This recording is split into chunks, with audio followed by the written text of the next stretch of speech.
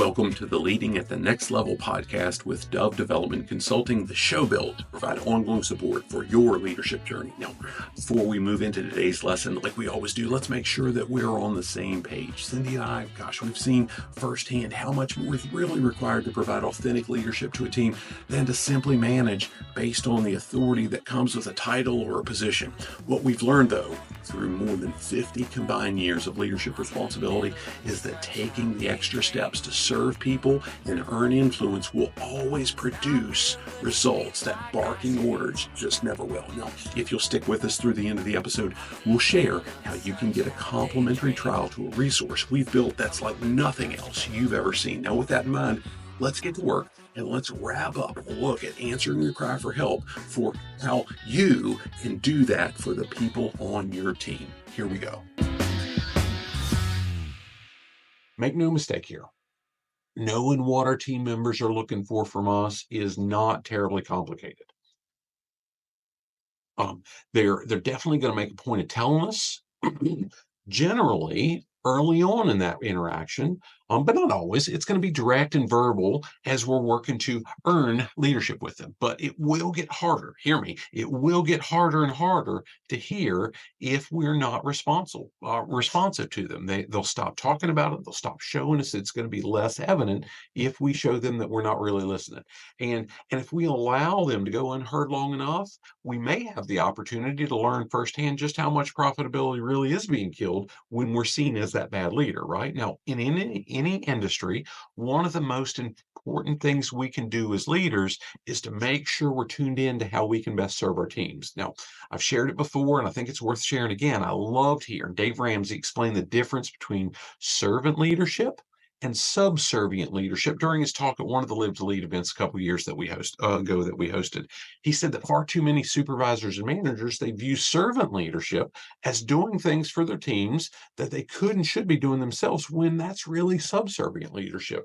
Ramsey went on to explain that the best way a leader can serve their people is by doing the things for them that they cannot do for themselves. And those things are often what allows the team members to be even more effective in the things that they can and should be doing on their own. Now, here's where that ties directly back to knowing what they're looking for. It's critical that we learn as much as we can about each of our team members. And in doing that, we can recognize their communication style, know what gives them fulfillment, and understand what they might struggle with. And when we have that kind of foundation, we can hear them hear what they're asking for, whether it's coming in the form of a direct question or they're showing it through their behavior. In either case, it's a leader's responsibility to support their team. If those initial requests turn into cries for help, we might want to have we better have the process started already. We don't want to wait for it to get to those cries. Now, some of the things that we'll need to do to support our team members are going to vary person to person, while some might actually serve the whole team. Anything that we do might serve the entire team. Either way, we need to be just as intentional about making sure they see and understand the support as we are about just providing it. I've seen way too many scenarios where a leader thinks their team knows what they're doing to help, but that team the whole time is growing more and more frustrated because they're not aware of what's going on behind the scenes. And this disconnect in those cases was nearly always from limited communication. Now, as simple as that seems, I know it's going to require more of that time that we already don't have enough of. But we're going to earn more trust and influence by making sure our team members know that we've heard their requests. And while we'll be able to address some issues right away and some others over time, there's inevitably going to be some things that are just out of our control as well. We'd better make sure that they know we've heard them, or they might soon look for somebody else that will listen to them, right? And once we've developed a reputation for answering their cries for help, there are just a few simple things that we can do that ties it all together. Now, I believe the most vivid memory that I've got of somebody in a leadership role answering the cries for help was one of President George W. Bush at the time. Is at Ground Zero, just days after 9/11. He was addressing the crowd, and somebody from the crowd yells, "Hey, we can't hear you." And he responded through his bullhorn, his megaphone, mic, whatever he had there. He said, "I can hear you. I can hear you, and the rest of the world hears you. And the people that knock these buildings down will hear us all soon." Now, Hear me. I'm not making a case for whether Bush was an effective leader or not. But that one instance exemplifies the connection that we should be working to have with our own teams to make sure they know we hear them. And while I'm not suggesting that it's our responsibility to make sure the entire world hears what our team members are asking for, or that we can always provide what they need when they do ask, making sure that they know that they're heard cannot ever be left to chance. Now, from that point, our part becomes fairly simple, I think. But here's one reminder, not one more reminder, not to confuse simple with easy. We need to provide the help we can. We need to be clear about what we can't provide, and we need to help the team maintain the proper focus through all of it. Now, sometimes a team member will have an issue or concern that they just don't have the ways or means to work through on their own.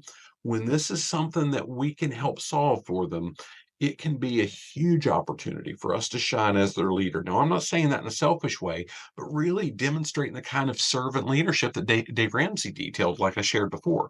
Whether it's a simple fix or it's even something that requires a significant amount of that time and effort that we don't have much of, taking action right away and telling them and letting them know that where we're at in the process goes a long way toward making sure they know they've been heard. But regardless of how hard we work to fill any void our team members have, we're always going to run into some issues where their concerns, we're going to run into some situations where their issues or concerns aren't within our control either. In those cases, we still need to take any step we can to help, but we'll do well to be clear about our limitations with the team member who brings us that issue. Now, although they might not necessarily like the response, they're genuinely going to appreciate and respect the transparency and the fact that we've let them know that we've heard them in the process. Now, in either case, when we can help and when we can't, we still have one huge responsibility to fulfill as we lead our teams. We need to ensure that they're focused on what they can do.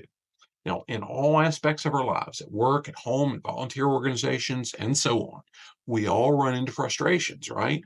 The things that just make us want to throw in the towel sometimes. And all too often, these things consume a ton of time and attention, usually impacting just a few individuals initially, but gradually spilling over into the entire team. Now, without an effective leader in place to help that team stay focused or maybe get refocused, this is where everything can go off the rails even if the issue was something relatively minor to begin with. Now, in all the years that I worked in that behavior based safety process, that may have been one of the top reasons the process in my home facility had the success that it did. The group that were involved, most of which were volunteers, were hourly folks, including me, and with the exception of one salaried or management team member, and that was my friend Terry Ward, who I've mentioned a number of times through that process. At the time, he was the facilities engineering manager, and he was deemed to be that process management sponsor. Kind of the one that would be the dedicated member of the management team. He had that active role and so on, but it still didn't kind of violate that peer to peer approach. Now, Terry did a lot of things to really help empower us as a group to achieve great results. But likely the most important thing that I ever saw him do was making sure that we stayed focused on controlling what we could control and not allowing us to get caught up in the things that we couldn't. As leaders, it's critical that you and I, recognize what our team members are looking for so we can avoid being that bad leader that kills profitability. And we need to take action to answer the cries for help as quickly as we can. But even the best leaders can't do it all on their own. So let's kind of close look at this last profitability killer by addressing exactly that, how we need to get the help when we need to get it. Okay. If there's one thing that I've learned with absolute certainty over the last 30 plus years in the workforce, most of which having some level of leadership responsibility, it's that none of us can accomplish all that we need to by ourselves. Whether we're the best individual contributor, and we should know by now that there's not really a such thing in our respective craft, or we're the best leader in our entire organization, there's going to be times where we need somebody else to step in and help. Sooner or later, we're going to need somebody to answer our cries too. Now, as great as Terry was at supporting that behavior based safety team, and even me throughout my career, he's always been quick to acknowledge his own limitations and just as quick to look wherever he needed to for the appropriate support necessary to make sure he was achieving his goals or work through any challenges that came up along the way. As leaders, it can feel like the buck always stops with us, and in many cases, it does. That's especially true with regards to overall responsibility for our teams, but that doesn't mean that we've got to be the one who knows everything and does everything. So I think way back years and years ago, one of my very few clear memories of the sixth grade is a time in science class where I remember another student. I've been thinking long and hard. I believe I've remembered his name. He asked the teacher a question, and the teacher didn't know the answer. And he went on to make a wisecrack about how teachers were supposed to know everything. Now, he was this kind of quiet and snarky little kid, but the seconds that followed showed me that this was absolutely not somebody I needed to be messing with. She was usually quiet, really, really kind. But in that case, after the smoke cleared, we realized that, hey, a comment like that will not be made by any of us in this room for the remainder of the year. And I'd go on to say that, her response might not have been necessarily acceptable in today's terms, but it sure did make an impact. And that impact carries over to what we should all accept as a responsibility of leadership. Even the best of us can only do so much. There are going to be times where we need to ask for help, and for various reasons. And a big part of leadership is being willing to ask for that help. The primary reason that Cindy and I chose to leave, we chose to leave full-time jobs with great benefits, comfortable salaries, was to be that support in the areas that we could, specifically in helping teams achieve measurable results by developing those skills that are all too often written off as soft or intangible or whatever. And while we know that that's most definitely not the only support leaders are ever going to need, we've seen firsthand that the approach we take can be incredibly effective at improving your profitability by building better leaders. Now, to put a nice bow on this whole idea, if you're willing to hang with us a little bit, we're going to look at one more thing soon. And that last thing that I want to do is provide you with some context around the specific tools that we've developed to address each one of those specific profitability killers.